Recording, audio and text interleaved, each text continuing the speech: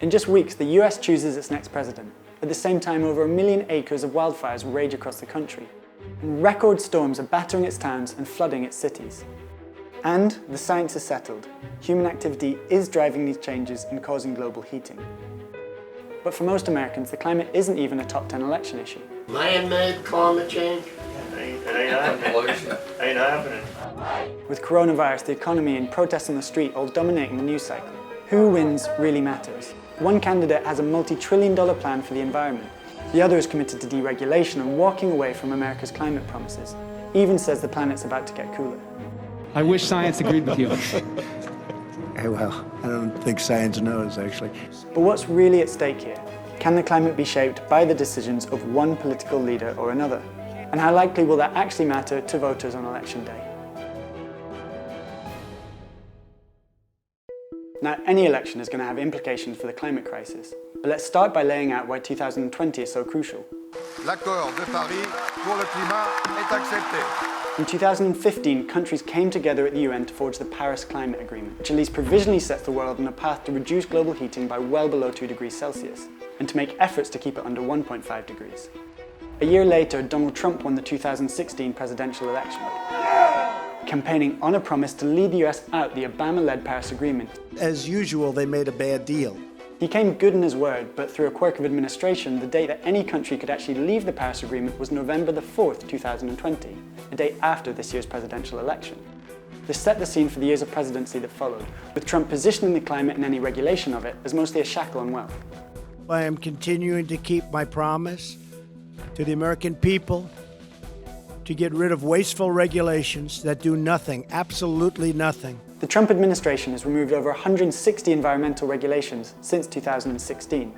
Trump rejected his own advisor's report on the climate in 2018. I don't believe it. No, I don't believe it.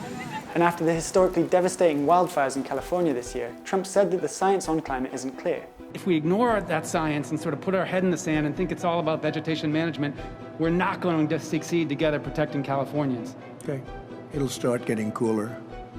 You just watch. I wish science agreed with you.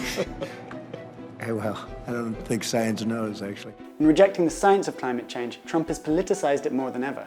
For the 2020 election, he has no climate platform. When asked about it at the first presidential debate, he did mention one policy which has the potential to reduce greenhouse gas emissions, an international collaboration to plant 1 trillion trees. You know, we're planting 1 billion trees, the Billion Tree Project. But he got it wrong. By contrast, if Biden beats Trump next month, he'll reverse what rollbacks he can. He'll rejoin the Paris Agreement and repledge the US's climate commitments on the international stage. When Donald Trump thinks about climate change, the only word he can muster is hoax. When I think about climate change, the word I think of is jobs. Prior to running for president, Biden's record and support for climate measures was far from consistent. But where Trump has left the climate completely out of his re-election pitch to voters, Biden's put it at the center of his campaign. He's pledged $2 trillion of green spending over 4 years, and to reach net zero by 2050. All part of his coronavirus recovery plan, which frames the climate as an opportunity for jobs and justice. So the battle lines are drawn, but many argue that even Biden's pledges aren't enough to avert wide-scale climate breakdown. Professor Green. Hi Simon, how are you? Here's Jessica Green, a professor of climate politics at the University of Toronto. Donald Trump has been and will likely continue to be a disaster for the environment if he's reelected. If the Democrats win, Biden will be an improvement, but an improvement from a very, very low bar. We also know what the science tells us, the Intergovernmental Panel on Climate Change and a variety of other reports, is we don't have time for half measures, right? Incrementalism is not going to cut it. Okay, so what does the science actually say? Aside from the incalculable loss of life and biodiversity brought by climate breakdown, researchers have found the same thing over and over. The longer it takes us to face the climate crisis, the more species will die and the bigger the costs. One paper says it could be up to $792 trillion by the end of the century. And remember those rollbacks on over 160 climate regulations? Well, unsurprisingly, they mean more CO2. And researchers at consultancy the Rhodium Group have worked out how much. These are lifting limits on things like methane emissions from fracking sites and other industrial facilities, or on vehicle emissions rules. The researchers found that together Trump's rollbacks could add 1.8 billion tons of carbon to the atmosphere by 2035. That's not far from Russia's total annual emissions, or 4 times the UK's.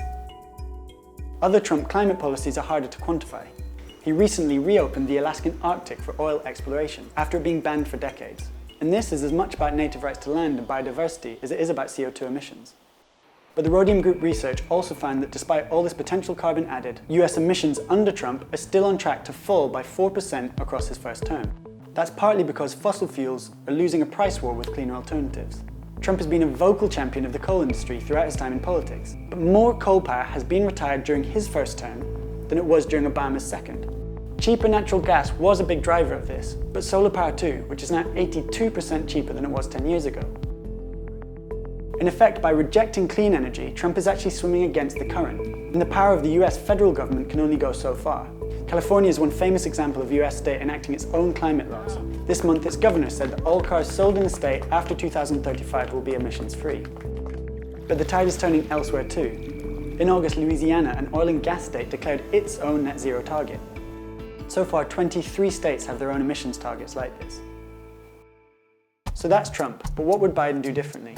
Well, according to his recent promises, a lot. Early in his campaign, Biden recruited New York Representative Alexandria Ocasio-Cortez, a politician far to the left of his traditional center ground, to chair his climate advisory group. Are we ready to take back our future and take back our lives?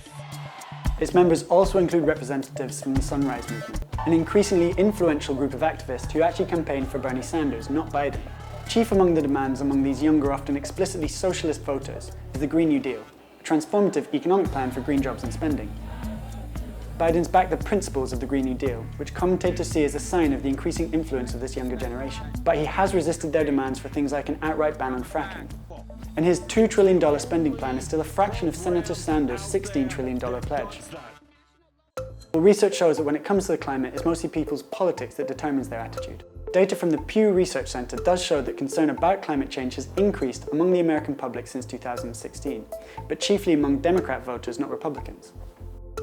We spoke to Carrie Funk, one of the researchers leading this work. Many say that climate change is very important to their vote, but keep in mind they also say a lot of other issues are important to their vote, and even larger shares say that healthcare is important and that the coronavirus outbreak is important, that racial and ethnic inequality is important, that the economy is important. So it's one of many issues among registered Democrats and what they're thinking about. Among Republicans, climate change is very low on the list. Just 11% of Republicans said that it would be registered Republicans said it would be very important to their vote. In 2017, Channel 4 News travelled to the US East Coast to speak with people in Tangier, a community right at the forefront of sea level rise wrought by global heating. I just can't see a difference in the sea level from what it was when I was a small boy to now. Yet the sea is swallowing up this land. Yeah. Well, so how can that be? It's just natural wave action. Man-made climate change. It ain't happening. Ain't happening. It's in these places you can see that how even what voters see in front of them is influenced by the lens of their politics. And there's little sign that these dynamics are changing. As ever, turnout in this election will be key. Not just how many vote, but who. Support for climate action is much higher among young people and among women, and both of these do cut across the political divide. Voters often contradict themselves, and it's no different in 2020. Pew Research shows that 2/3 of Americans think the government should do more about climate change. And yet, at the same time, climate doesn't make the top 10 things that voters say will influence their decision on election day. So although this election may shape the history of the climate rarely decides an election.